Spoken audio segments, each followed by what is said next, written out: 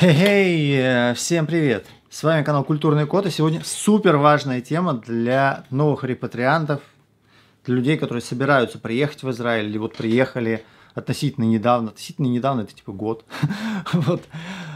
Супер важная тема. Мы поговорим про мафию в Израиле. Есть ли она? Она есть. Вот смотрите,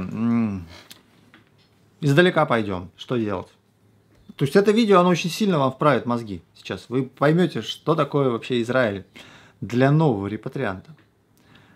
С одной стороны, я неоднократно заявлял и продолжаю придерживаться точки зрения, что Израиль – это одна из самых приветливых стран в плане людей. Тут живут в основном очень добрые, отзывчивые люди, добрее, чем в других местах зачастую. Почему? Потому что это страна эмигрантов. Страна репатриантов. В общем, это плавильный котел, как США. Здесь со всего мира сюда люди приезжали. И, в принципе, все 99% людей, которые живут в Израиле, они как бы вот относительно недавно приехали сюда. Что такое 100 лет? Или 50, или 20. То есть большинство людей из Советского Союза приехали когда? За последние там типа 30 лет, да. Поэтому, так как все сюда, в принципе, приезжали, все стараются, когда видят какого-то такого зелененького репатрианта, как вы, будут вам помогать. Если вы кому-то задаете любой вопрос на улице, вам постараются на него ответить, помочь. Тут очень люди радушные, дружелюбные и классные. Но есть такая вот особенность. В Израиле, вот представьте себе, в России, окей, или в Украине, в Беларуси, где угодно. Вот есть большой город, типа Москва, и приезжает в Москву какой-нибудь иностранец, американец, например, или израильтянин, да кто угодно, приезжает, идет на улицу Арбат, Старый Арбат, красивое место, и как бы ему там втюхивают какую-нибудь матрешку за, не знаю, за $100. Себестоимость этой матрешки $2. Он покупает ее за 100. В таком ключе. И как бы почему как бы втюхивают? То есть, если ты москвич, или просто такой вот человек, который в целом нативный, то тебе не будут втюхивать эту матрешку. На тебя не посмотрят эти торгаши даже. А тут как бы они сразу, иностранец, сейчас мы ему что-нибудь втюхаем. Он же не понимает местных реалий, не знает цен и так далее. В Израиле все гораздо хуже, чем вот в России. То есть, отношение к иностранцам. Вот понимаете, в чем суть? Новый репатриант – это очень сладко. Новый репатриант – это такой мегалох с точки зрения вот этих пройдох. Тут много пройдох. То есть, еще раз, абсолютное большинство людей, которые работают на обычных каких-то работах, они к вам очень радушны, и они будут вас как бы помогать вам и хорошо к вам относиться. Но так как в Израиль в промышленных масштабах постоянно приезжают репатрианты со всего мира, не только из стран СНГ, из Америки, из Европы, это как бы такой, знаете, вот это такой как бы поток туристов, только репатриант, он как бы больший лох, чем турист. Представьте себе. То есть вот турист приезжает в Израиль, его как бы на меньшие деньги можно кинуть, чем репатрианта. Почему? Потому что репатрианту помогает государство. Репатрианту государство платит корзину репатрианта, 5000 шекелей, это дохриллион денег. Репатриант не понимает ценность этих денег, потому что они ему просто так достаются, в принципе, да. Он не понимает еще цен, он не понимает, что сколько стоит. И он еще тоже, он растерян. Он не просто приехал, типа, потусить как турист в стране, сидя, значит, там в отеле посидел, позавтракал, потом пошел там по каким-нибудь достопримечательностям. Репатриант, он приехал сюда все жить. И, соответственно, как бы он, у него шок. Турист, он на расслабоне во многом, да. А репатриант, у него реально сильный очень стресс на нем, большой шок. И, естественно, в любой стране есть недобросовестные люди. В любой. И в Израиле они есть. И в Израиле их довольно-таки много. Представьте себе, почему? Потому что есть индустрия как бы репатриантов. То есть, так как сюда очень много людей приезжают, таких тепленьких, сладеньких лохов, можно сказать, которых прям вот берешь, да кидаешь, да деньги зарабатываешь с них огромные. Кидать можно же миллион способов. То есть, можно кидать на жилье, можно кидать на каких-то вот услугах, да на чем угодно. Да? То есть можно просто банально обсчитывать в магазинах. Да? То есть вот у меня видео сейчас выходило, где у меня было 2 дня подряд Меня в первом магазине обсчитали на 30 шекелей, во втором магазине меня обсчитали на 10 шекелей. Вот я показал эти чеки. То есть я не придумываю эти истории. Я уже в Израиле год, если что. Я как бы немножко все-таки говорю уже на иврите. И тем не менее видят, что я зеленый. То есть даже год у тебя ты еще говоришь так вот, тя-тя-тя, ты еще как-то вот так вот. Ну, какая-то неуверенность в тебе есть, я не знаю. И как бы люди, там, продавцы в Израиле в магазинах, конечно, не все, но многие, они такого же, так сказать, уровня, как и в СНГ. То есть это вот люди, которые вас легко могут обсчитать. Это часть профессии. То есть ты кассир, как бы вот ты можешь заработать денег, обсчитывая каких-то лохов. Ну и, соответственно, к тебе вот такое отношение зачастую есть. Нет, есть классные кассиры, есть замечательные магазины, большинство хороших. Но попадаются и вот такие, и они тут как бы есть. Вот. И кассиры хрен бы с ними. Ну, 10 шекелей, 10 шекелей. Ну, проверяйте чеки просто. А чтобы их проверять, нужно знать иврит. Ну, выучите названия всех продуктов. Это займет у вас неделю, типа, чтобы их знать. Все эти пильпели, халавы и так далее. Вот. Значит, суть именно, самая проблема – это жилье.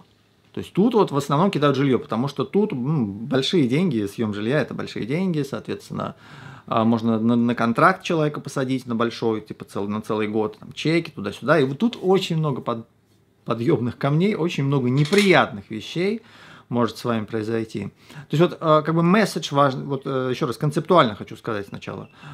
Важный месседж в чем? То, что Израиль – это такая страна, где вот эта прослойка пройдох, прослойка нехороших людей, она довольно-таки велика.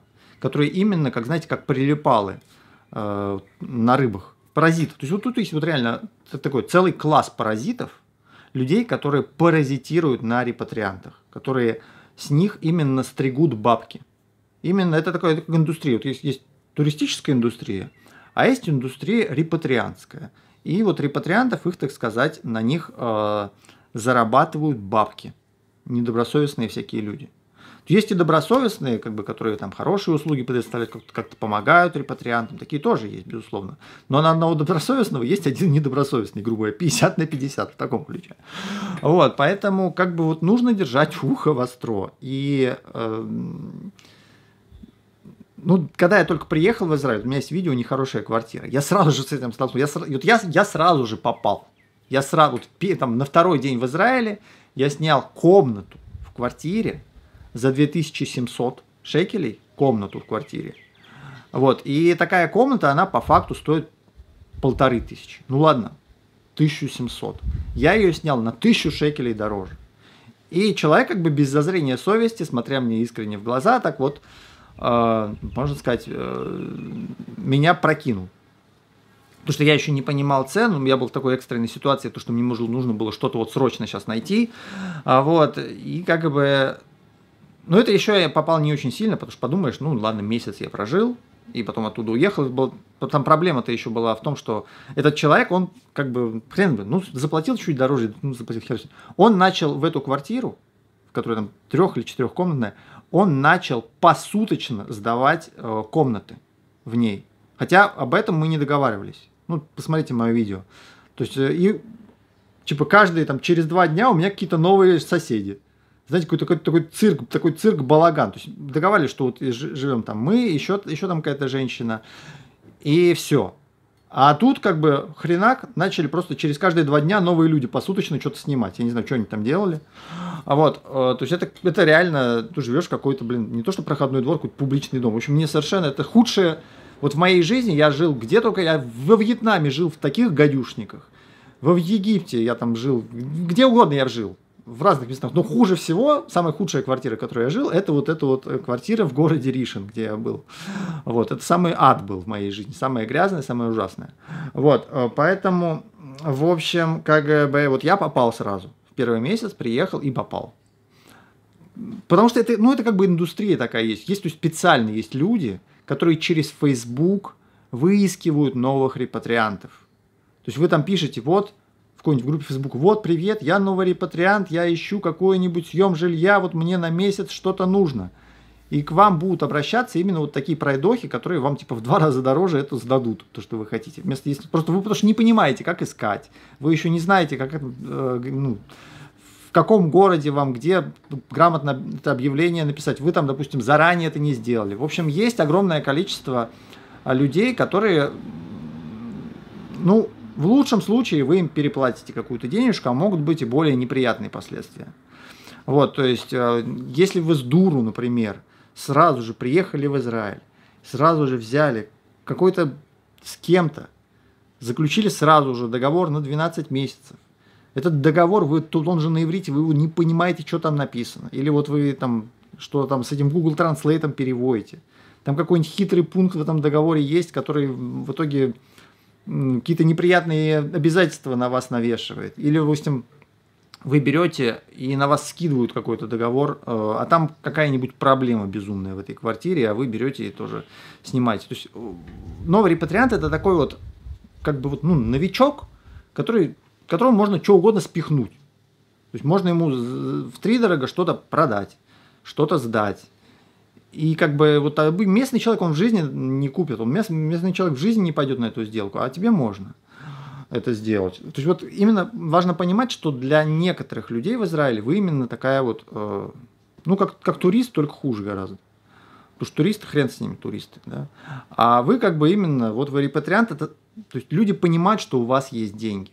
Если люди знают, что вы репатриант, они знают, что у вас есть деньги, то, что вам государство 5000 шекелей закинуло, и как бы значит можно у вас их, так сказать, экстроприировать разными способами.